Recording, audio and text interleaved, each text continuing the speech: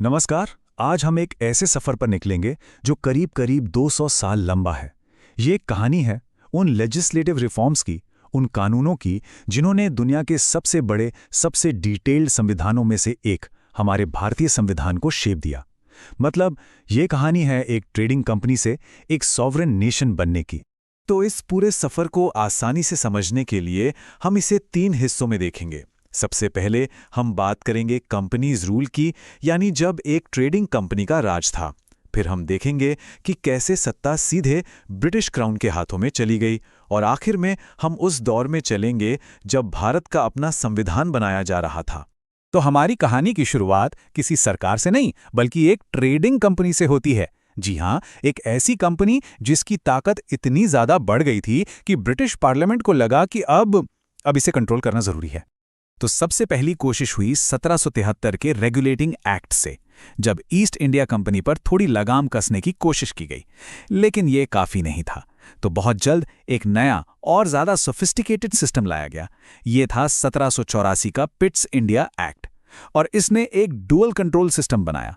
मतलब कंपनी के जो कमर्शियल काम थे, जो व्यापार था, उसे उसके पॉलिटिकल कामों से यानी राजकाज से बिल्कुल अलग कर दिया गया। इसके बाद तो सेंट्रलाइजेशन यानी सत्ता को एक जगह इकट्ठा करने का काम और भी तेज हो गया। देखिए, 1813 में क्या हुआ, कंपनी की जो ट्रेड मोनोपोली थी, मतलब व्यापार पर जो उसका एकाधिकार था, वो खत्म कर दिया गया। और फिर 1833 का चार्टर एक्ट आया, जिसने सत्ता को पूरी तरह से सेंट्रलाइज कर दिया। अब कंपनी एक ट्रेडिंग कंपनी कम और एक एडमिनिस्ट्रेटिव बॉडी ज्यादा बन गई थी। अब यहां एक बहुत ही दिलचस्प मोड़ आता है, पता है? जो 1853 का आखिरी चार्टर एक्ट था ना, वो एक तरह से आने वाले भारत की नींव रख रहा था।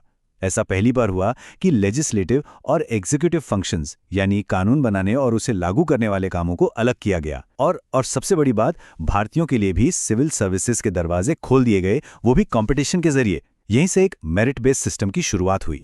1857 का विद्रोह, ये एक ऐसा मोड़ था जिसने सब कुछ बदल दिया। इसके बाद एक बहुत बड़ा बदलाव आया। ब्रिटिश क्राउन ने कहा, बस अब कंपनी का राज खत्म, और भारत का कंट्रोल सीधे अपने हाथों में ले लिया। ईस्ट इंडिया कंपनी का शासन हमेशा के लिए खत्म हो गया। तो पावर ट्रांसफर अब पूरा हो चुका था। अब भारत पर शासन सीधे ब्रिटिश क्राउन से हो रहा था। कैसे? क्राउन के नीचे थे secretary of state for India, जो वायसराय को निर्देश देते थे, और ईस्ट इंडिया कंपनी, वो अब सिर्फ इतिहास के पन्नों में रह गई थी। अच्छा, अब जब क्राउन का राज आया तो भारतीयों की तरफ से भी रिप्रेजेंटेशन की मांग उठने लगी। लेकिन यह प्रोसेस बहुत ही धीमा था। आप देखिए, 1861 में भारतीयों को सिर्फ नॉमिनेट किया जाता था, बस।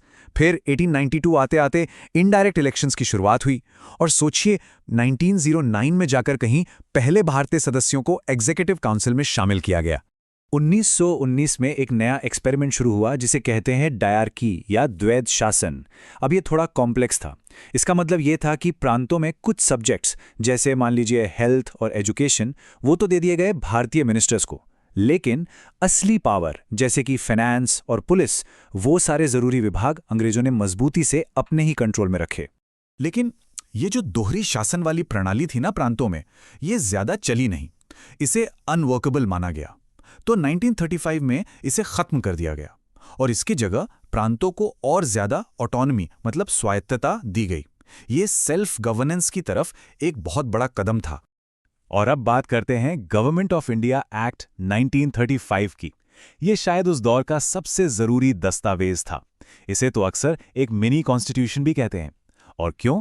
क्योंकि इसने सिर्फ पावर्स को ही नहीं बांटा, बल्कि इसने रिजर्व बैंक और फेडरल कोर्ट जैसे उन बड़े बड़े संस्थानों की नींव रखी जो आज भी हमारे एडमिनिस्ट्रेटिव स्ट्रक्चर का एक अहम हिस्सा हैं।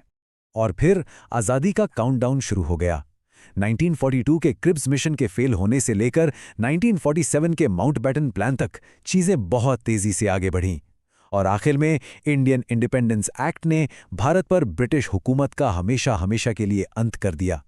आज़ादी तो मिल गई, लेकिन अब एक बहुत बड़ा और ऐतिहासिक काम शुरू होना था। ये काम था भारतीयों द्वारा खुद अपने देश के लिए अपने संविधान का मसौदा तैयार करना। एक नए राष्ट्र के लिए एक नया दस्तावेज। संविधान सभा के सामने एक बहुत बड़ी चुनौती थी, पार्टीशन। देश के बंटवारे का सीधा असर इस सभा पर पड़ा। जो सदस्य उन इलाकों से थे जो अब पाकिस्तान का हिस्सा बन गए थे, वो अब इस सभा में नहीं रहे। और इसका नतीजा, सभा के मेंबर्स की संख्या 389 से घटकर 299 रह गई। संविधान को बनाना कोई एक दो लोगों का काम नहीं था, ये एक बहुत बड़ा कोलैबोरेटिव एफर्ट था। इसे लीड कर रहे थे उस दौर के कुछ सबसे ब्रिलियंट लोग, और इन सब में जो ड्राफ्टिंग कमेटी थी, उसने फाइनल टेक्स्ट तैयार करने में एक बहुत ही क्रूशियल, एक बहुत ही अहम भूमिका निभाई। तो ये पूरा प्रोसेस चला कैसे? दिसंबर 1946 में पहली मीटिंग हुई और जनवरी 1950 में जाकर हमारा संविधान लागू हुआ। ये अपने आप में एक ऐतिहासिक सफर था। और इस एक दस्तावेज को बनाने में कितना वक्त लगा? पूरे 2 साल, 11 महीने और 18 दिन। सोचिए कितनी मेहनत लगी होगी।